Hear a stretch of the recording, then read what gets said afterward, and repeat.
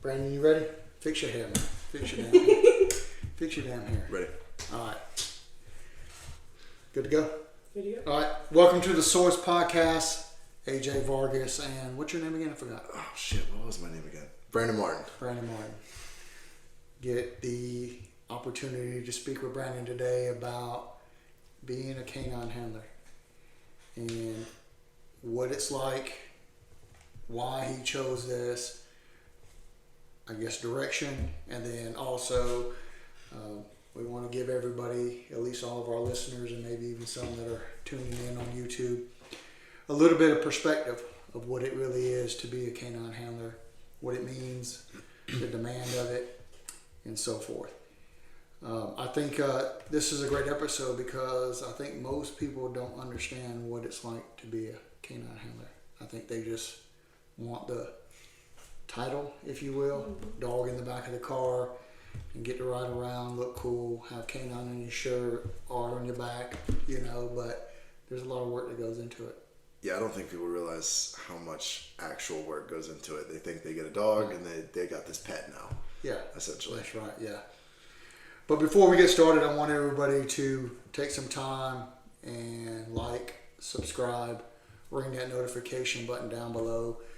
Hey, we only do this so that we have the opportunity to influence one person every episode. Just teach one thing. And if we're able to do that at least each and every episode, then we've done our job, and I'm always excited about that. It's Friday, our long set. We get to run it out for an hour or so with everybody and hopefully give some people some perspective of being a canine handler. Crazy. Never thought I'd ever be sitting here, to be honest with you, but I am. Not on the podcast because I'm destined for greatness, but at least not in the profession that I've chose for the last 20 years. So and it all started from being a canine handler, so that's pretty cool. All right, let's jump in. You ready? Yes, sir. All right. But before we get started, one more thing. I'm here sitting with the, what's the superlative that he was voted for here? Oh, no. Sexiest trainer on campus. Oh, I thought it was the softest trainer on That is. I knew it. That's why I said it. I got him to admit it. He is the softest trainer we have. Over and over again, it's reminded that he is truly the softest. So I get to sit with the softest. I'm blessed to be in such presence of greatness. Right. Thank you, Maya. Voice of Reason. We appreciate that. We appreciate being here with you. All right. So, Brandon, what brought your interest in to become a canine handler? Because you took a unique kind of direction, right? Because you became a trainer first, and then you became a handler. And I know some people that are listening are going to mock at that, but I don't care. I don't think Brandon cares either. I don't give a darn. Okay. But why'd you take that path?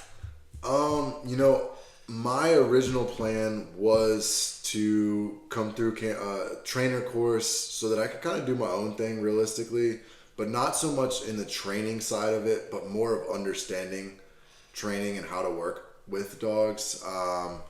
And then it was and then following the trainer course, my plan was to go through the handler course, which is ultimately what happened anyways.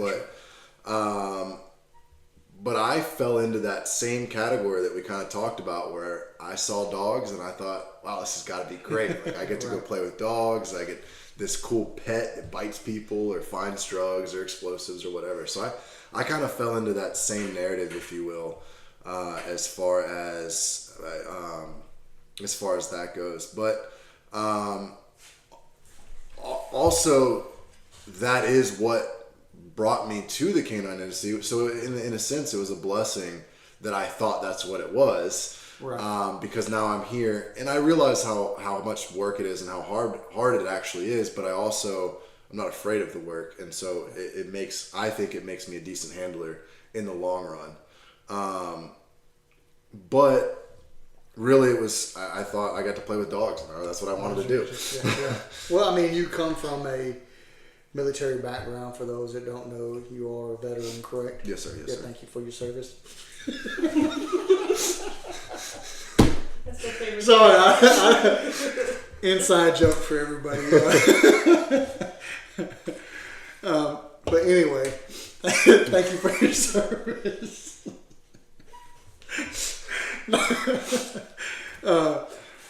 But with that being said, I mean, you do have a background of being a prototypical, canine handler. I would say, coming from a police or military background, even security would kind of fit into that mold to some degree. But I think it's our personalities that kind of drive us to this because of, I just don't know what it is. We don't want to sit in the office, right? Yeah, I tried that. I tried that, and as you're aware, it didn't go my way. I'm not somebody who can just... Well, not really your way. It just didn't go the way you perceived it to be. Right. It wasn't a good fit. Yeah, with the office thing, I was like, oh, I get to, just hang out, sit in the office, do some paperwork, and go to the gym when I get off and whatever. And in reality, I was driving myself crazy sitting there staring at a screen all day. Well, you thought you were going to be an office linebacker. Yeah, right. Pretty much. But that didn't work out. That doesn't go well. And, back to what you were kind of saying about our personalities and how we kind of, I think for a lack of better terms, I think it's we're a little rough around the edges, and it takes certain type of people like us to want to do these kind of things. Well, I've met some lame handlers now, so that's fair. Just don't overstep that. But they don't normally make the good handlers. Like we know that. True. Yeah, you're right. Yeah, you're right. If you can't joke around and have fun and pick fun at each other, you're not going to be a good handler, I don't think. But I also think that there has to be a little bit of I don't give a damn attitude behind people because the dogs don't give a damn, if that makes sense. And they're going to try you, and a lot of people will come to us. And I mean, I've seen it recently with you where somebody came to you and wasn't necessarily pleased with the first interaction they had with you because you're just straightforward and we're not somebody who beats around the bush. And so people kind of are weary of people like us that we hurt people's feelings sometimes. Well, I just find I'd rather know where someone's coming from.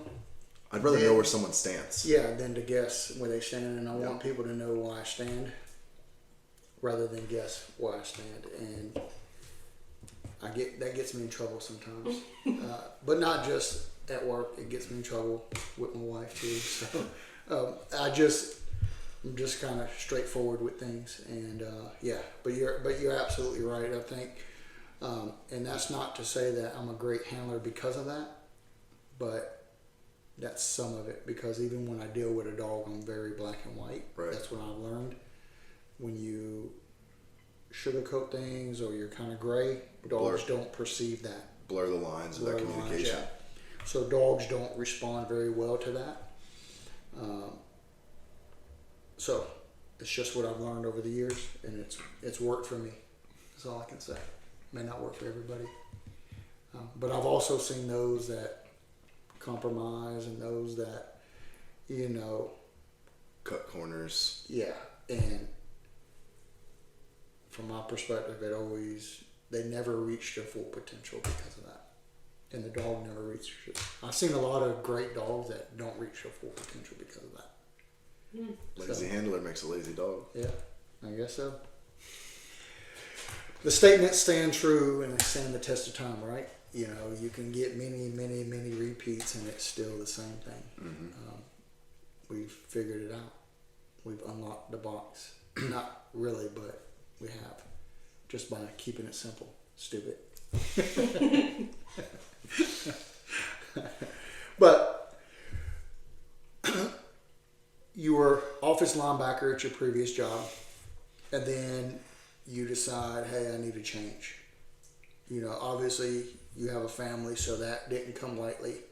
That wasn't something you just woke up one day and did. Maybe you did, but it didn't come full circle in a day. So what led to that decision and why Canine? Once again, I kind of fell into that same stereotypical handler mentality where I thought I just got to play with dogs. And then really and this isn't to, I guess it's kind of to promote CCU, but not just promoting CCU, but promoting the canine industry in general. I got around the people that we work with, and the handlers that we work with, and I just kind of fell in love with the process and seeing the results, but the hard work. I'm not. Once again, I can't just sit at a desk. I enjoy working, and I'm not somebody who can just be at home doing nothing. And so, just kind of seeing, once I finally got my foot in the door in the trainer course, just seeing, the type of people that were around is really what continued to push me down that path. I did kind of like, oh, it's a dog, you get to play with it, but in the reality of it was the people that I was surrounded by that kind of continued to push me in the right direction for it. Well, I think that's really what it boils down to, right? We have a lot of options that we can choose as a profession. There's no reason why you can't find a job in today's society, like, period, right? There's always something available for that.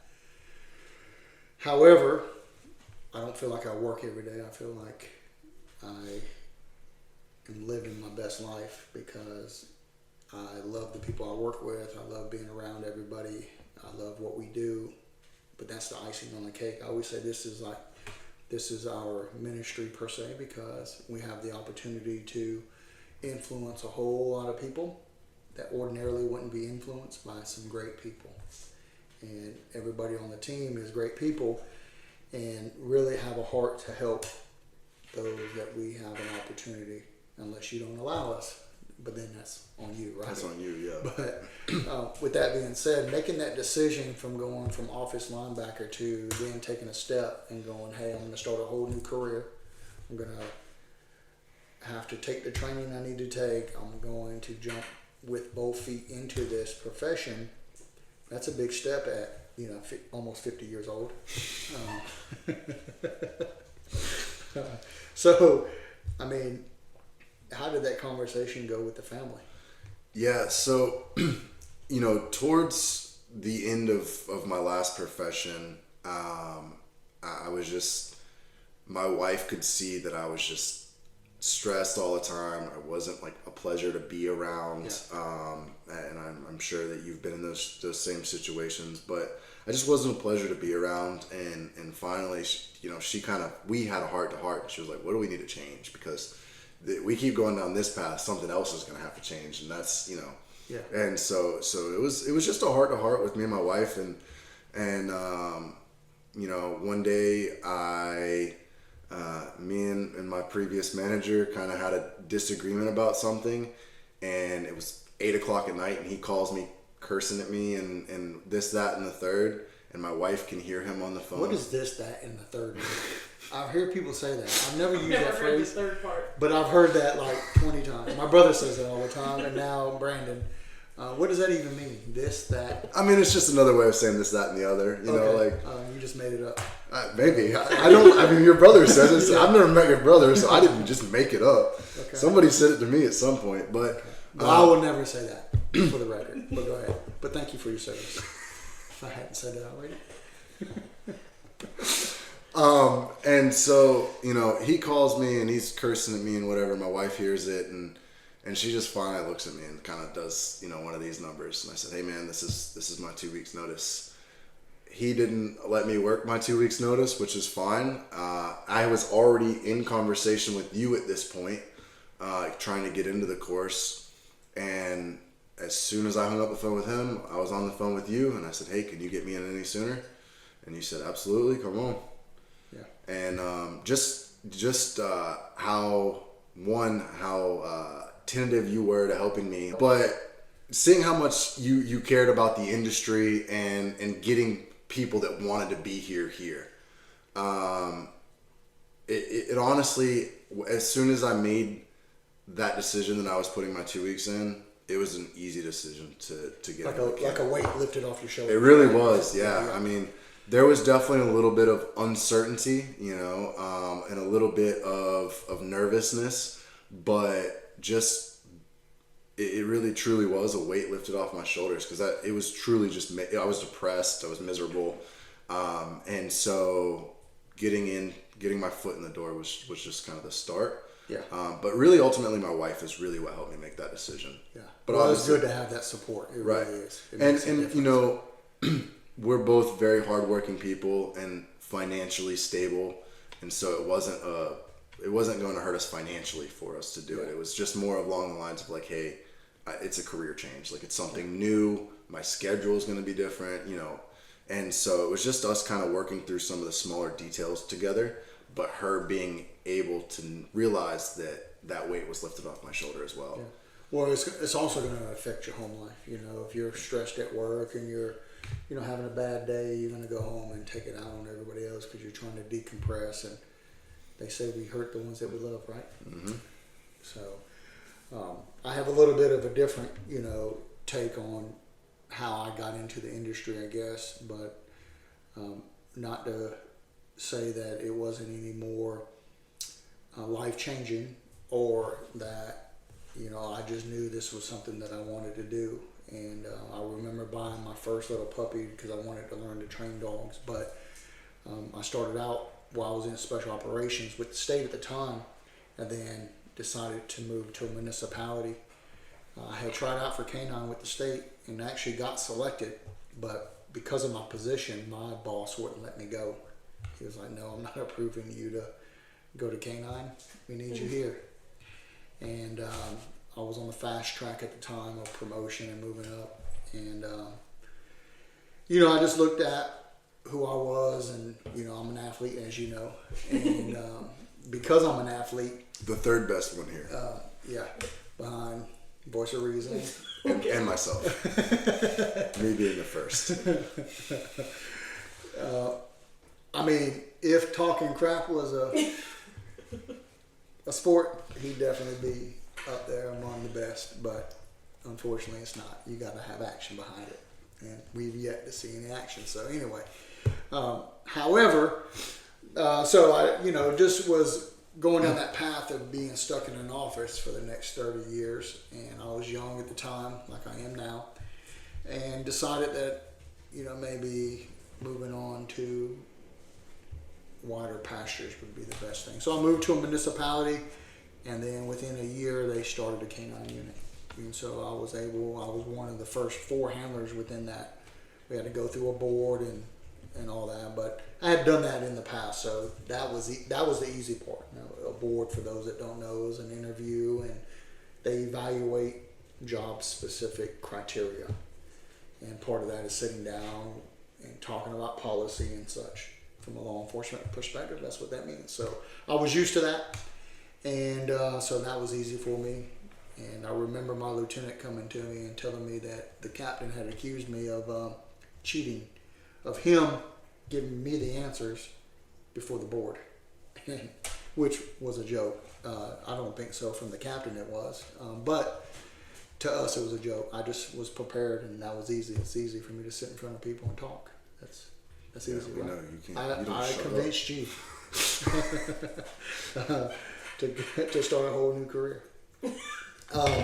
So with that being said, so that's how I got my first step into the canine world, and I loved it. I love just like, you know, some of the things you said, the hard work. I love the challenge. I love the physicality of it. It was like being in sports again to some degree. And that, you know, that kind of covered, like, the hard work and the physical aspect is part of it, but I don't think people realize how hard we have to actually think. Like how much outside of the box that we actually have to try and troubleshoot and figure things out. Like, there's no one path to success with every canine. Like, it's that you have to do all kinds of thinking. So, like, we may look like big dumb jocks, but really we're actually relatively smart people. Yeah, well, at least this half of the table is. Some just do it. Apparently this is just shit on Brandon episode. When I said it, I was just saying you shouldn't say that because of Simon. Voice of reason. Whose side are you on? Pick a side right now. Pick a side I'm right on now. this side of the table. Look left or look right. That's what we need you to do, okay? I can't. She made eye contact with me first. Yeah, pick the right team. That was her eyes of, I'm about to let you down. Don't hold it against me. Okay. But, for those that don't know the industry or maybe be looking to get into this industry, we will forewarn you there is a lot of work to it. It's not easy controlling. Most of you guys can barely control your own lives. Mm-hmm. Much less a life of another animal. Right. So think long and hard before you take on a dog, because they truly have a mind of their own.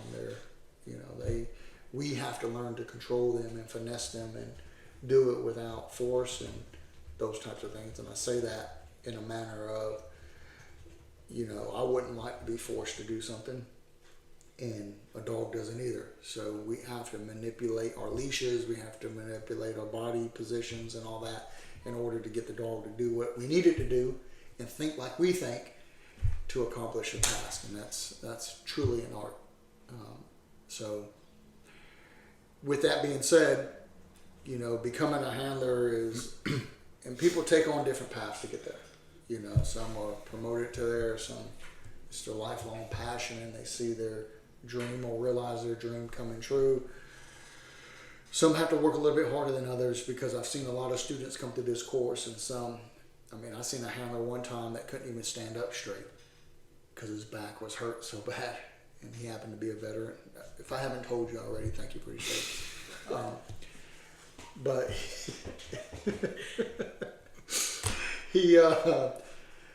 I just want to make sure I get that out.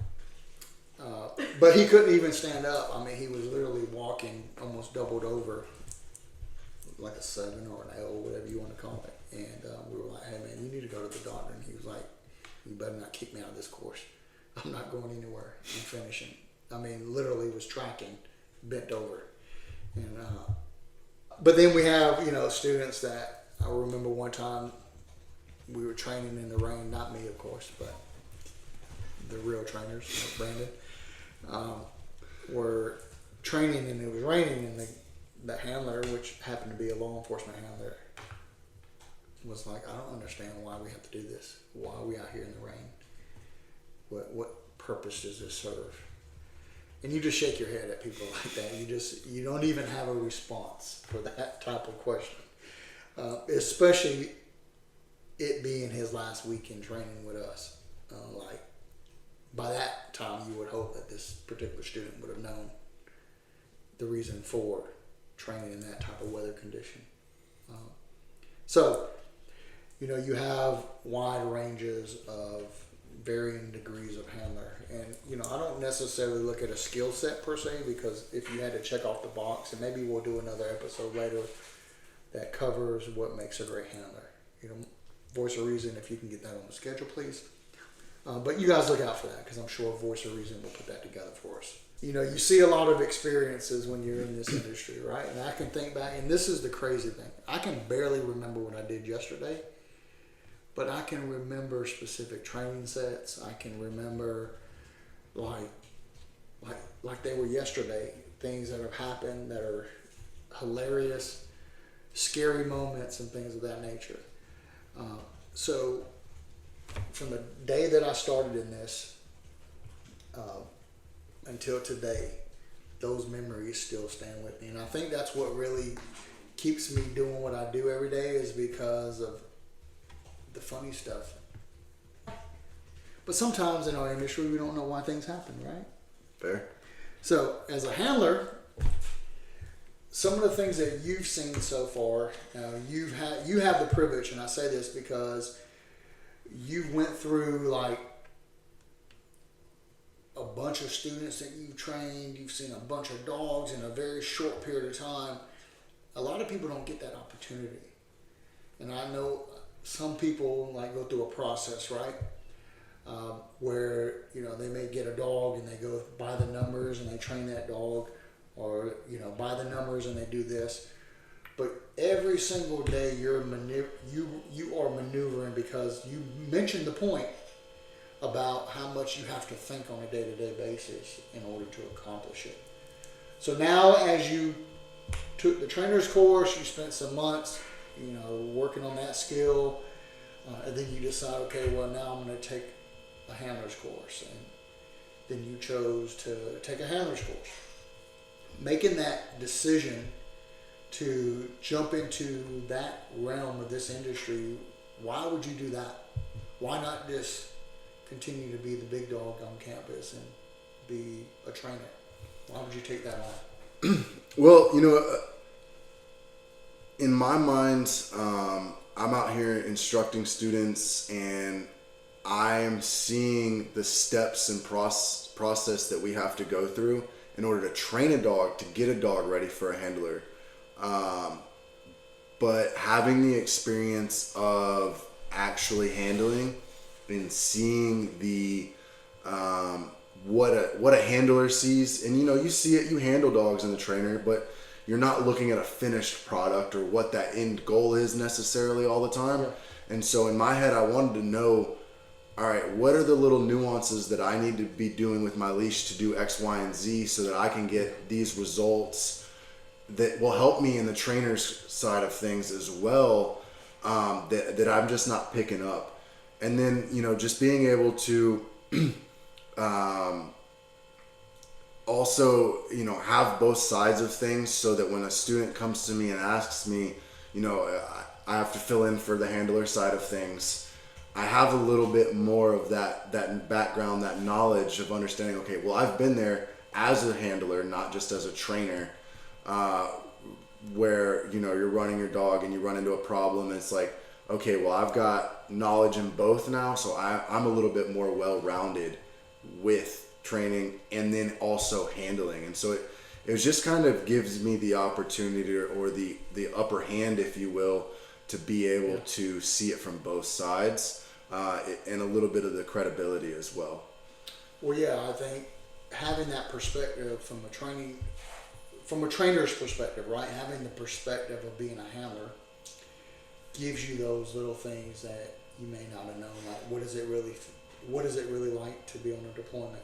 Mm-hmm. Or just some things you're going to face on a deployment that you don't face in training, and then how can you incorporate that into training in order to combat, because the ultimate goal is to get that team ready for the real world. The real world, yeah. And I think that's also something that's missed from those that have never been in it. They don't understand that there's pressure placed on a trainer or handler to complete a task and to get to an end goal, which is graduation, but most importantly, to be ready for the road. And I think one thing that I have personally, with instructing handlers, wanted to kind of get away from, and is the goal of graduating certificate. Yes. I think that a lot of handlers get caught up. It's like, oh, I got to get to cert and I got to pass cert, which is true, you do, but how does this apply to the real world? And that was the side that I wanted to see, is how what I'm doing as a trainer, does that apply to the real world as a handler? Yeah. Because a lot of times people get caught up and get stressed over, oh, cert, it's the most important thing. When in reality, it's like, yeah, you have to be certified, but that's not the most important thing when it comes to this, because you need to be ready to deploy on the street, in whatever environment you're deploying in the rain, In the rain, in the snow, whatever. So you got to be prepared to do that as a handler, not just for a certification. Yeah, that's right. Cert is just a pass through. That's bare minimum standards. It is the right? bare minimum standards, yep. And that's the very perspective that a trainer should have. And I see it a lot of times when they don't. To someone like myself that has a lot of experience and seen a lot of teams, it's immediately apparent when a team has been trained for that. For cert specifically? Yeah. Right. Or been trained by somebody that's by the numbers per se. There's a lot of, I always equate it to a DJ. I don't know why. That's just what sticks out in my head, right?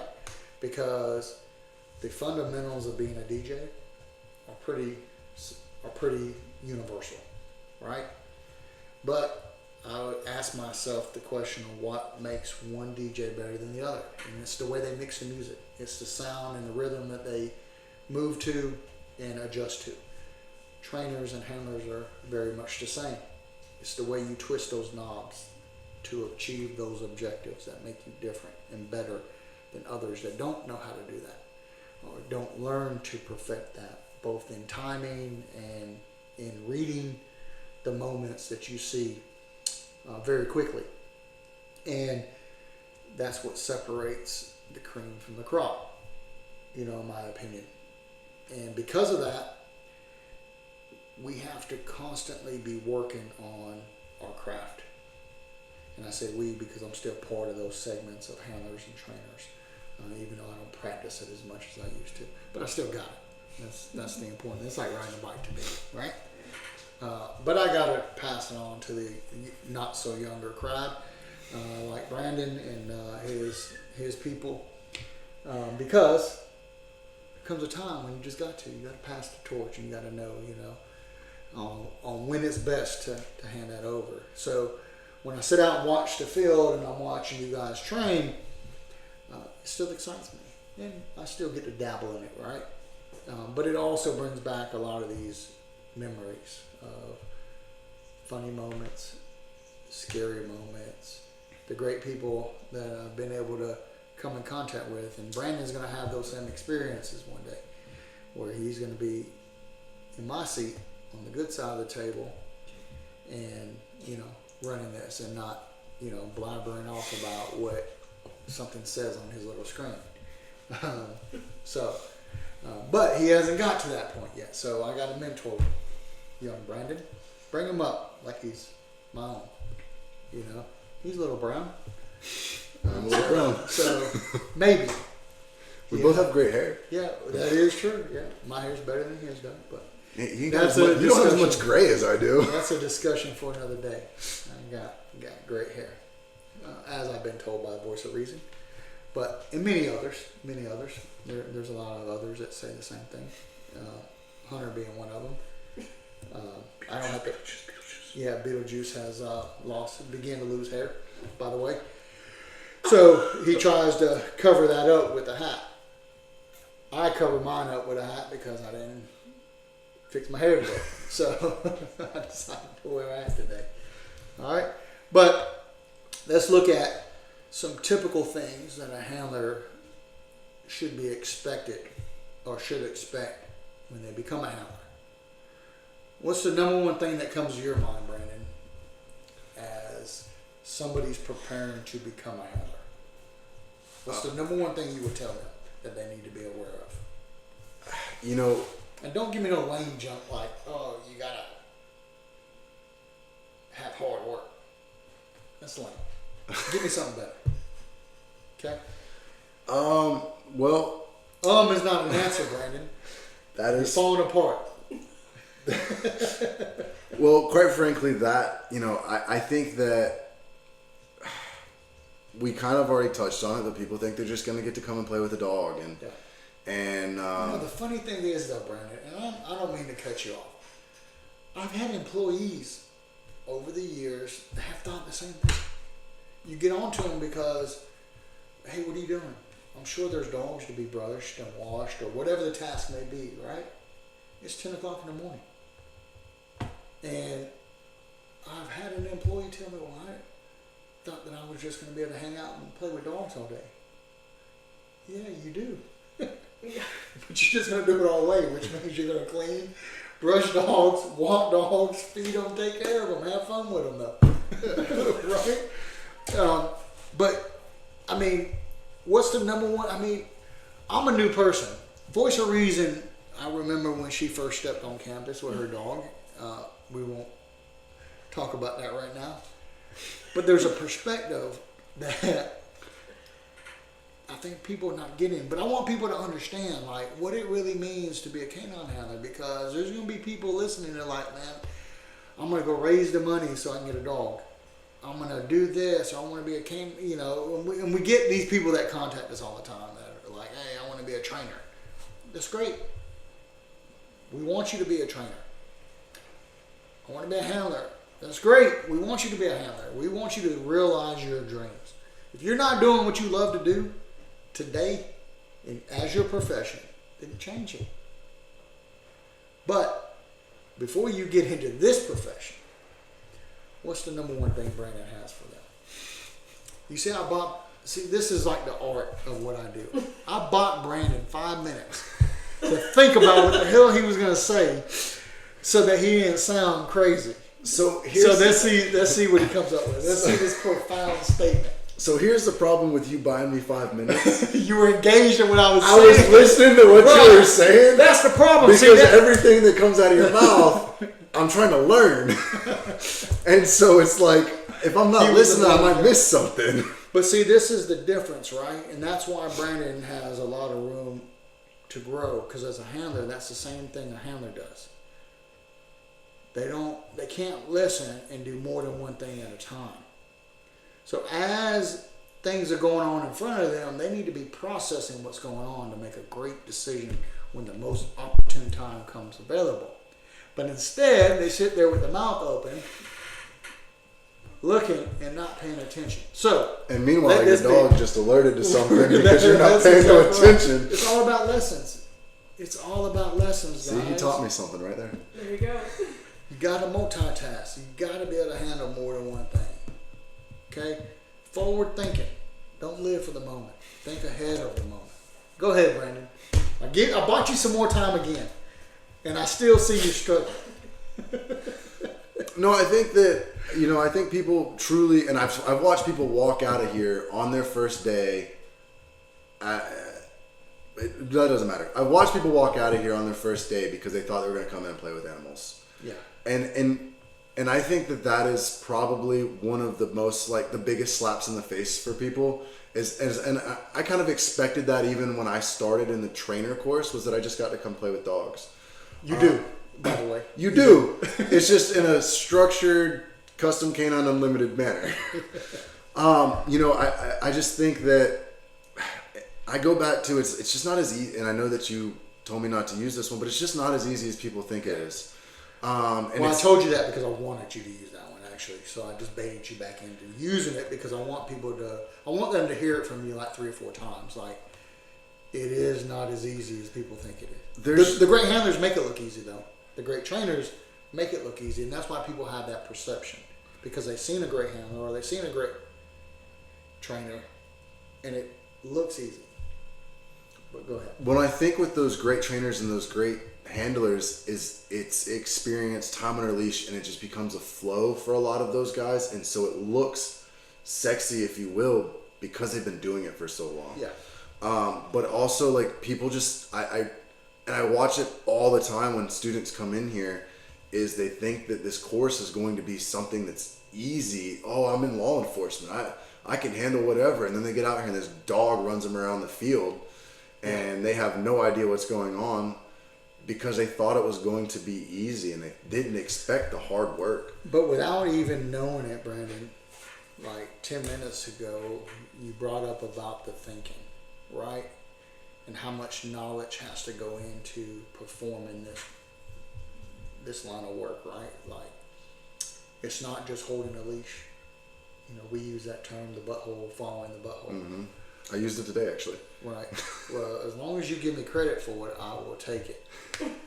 But, Brandon, if I ever catch you using it and you're not giving me credit, we're going to have a problem.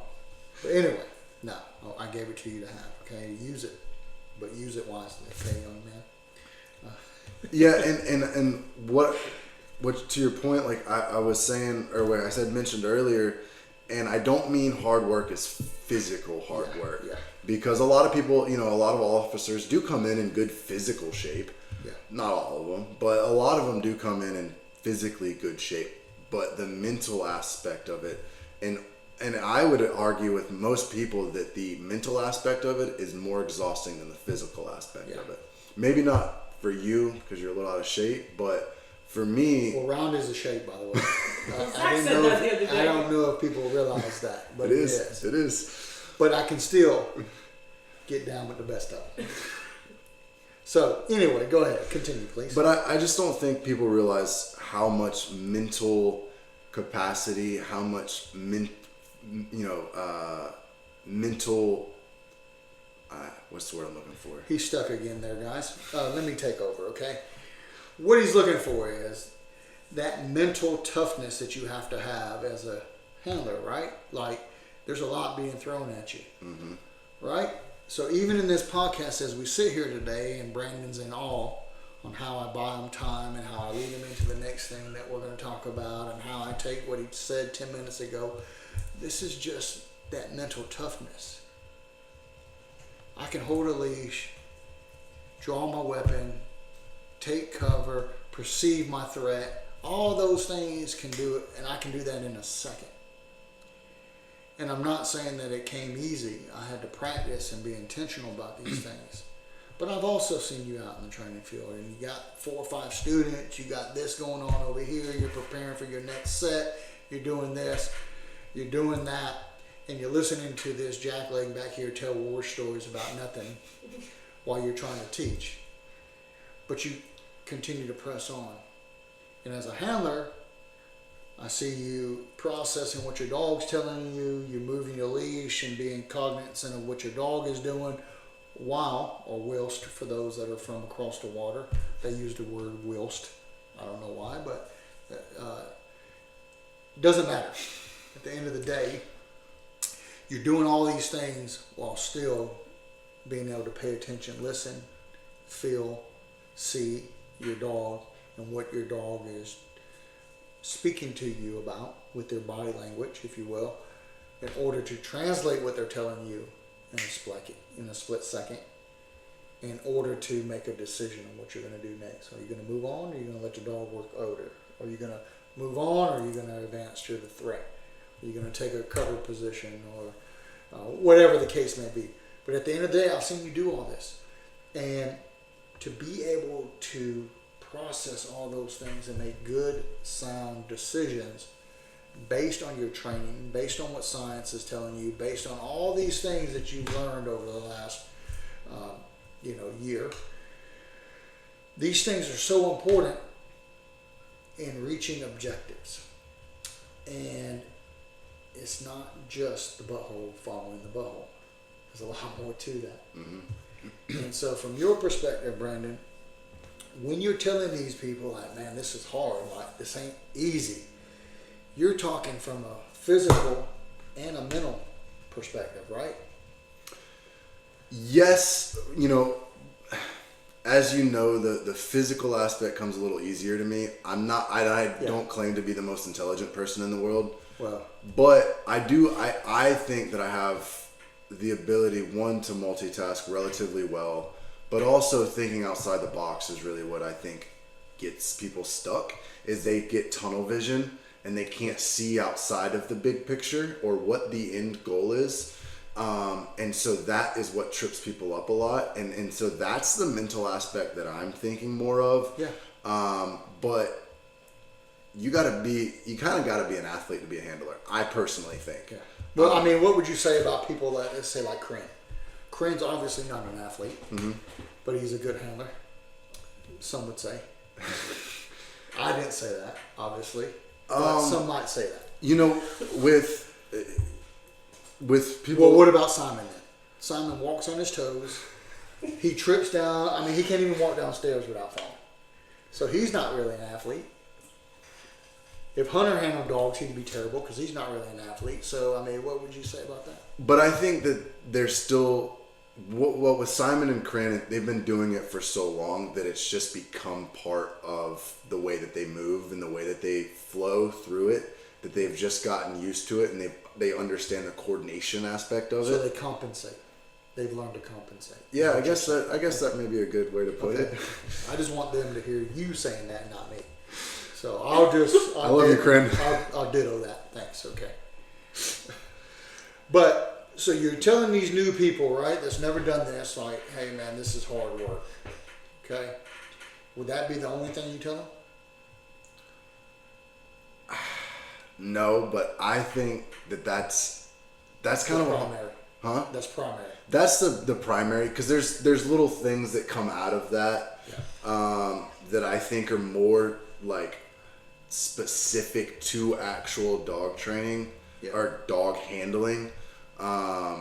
But I think that people just immediately think that, well, a lot of people think the dog does everything. Yeah. And that another conversation. But I think people think that the dog does everything and that it's going to be easy.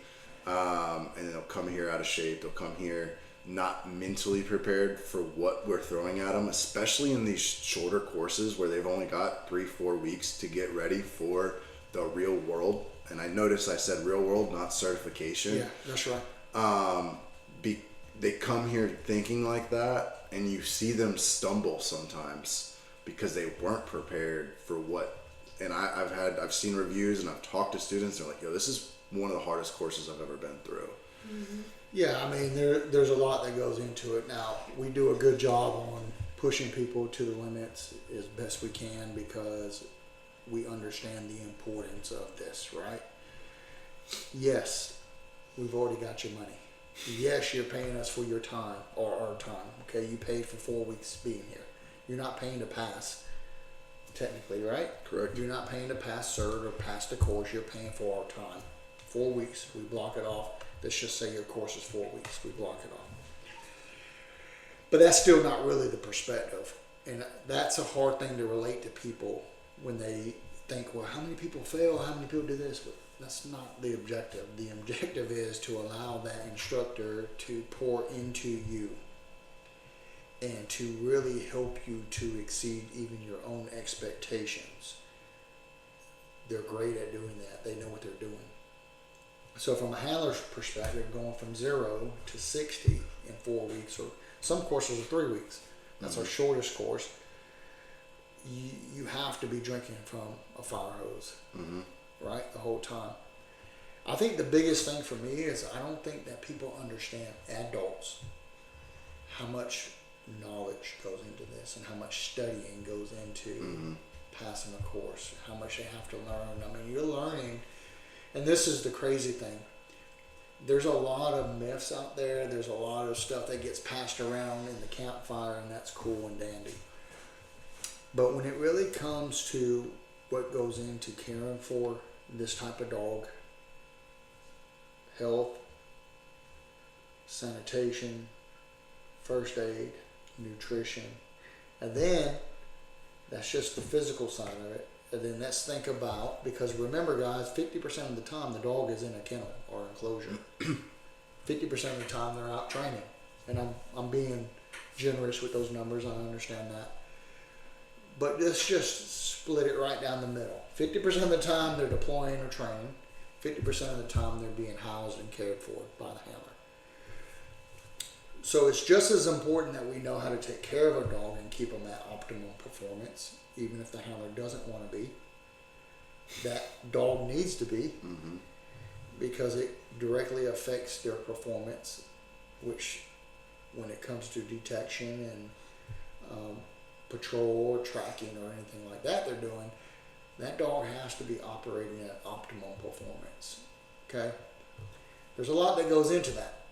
And the handler has to know all these things, because the handler one day is going to be the sole provider for that particular dog. And people are trusting their agency or whoever, or trusting in that they're going to do that.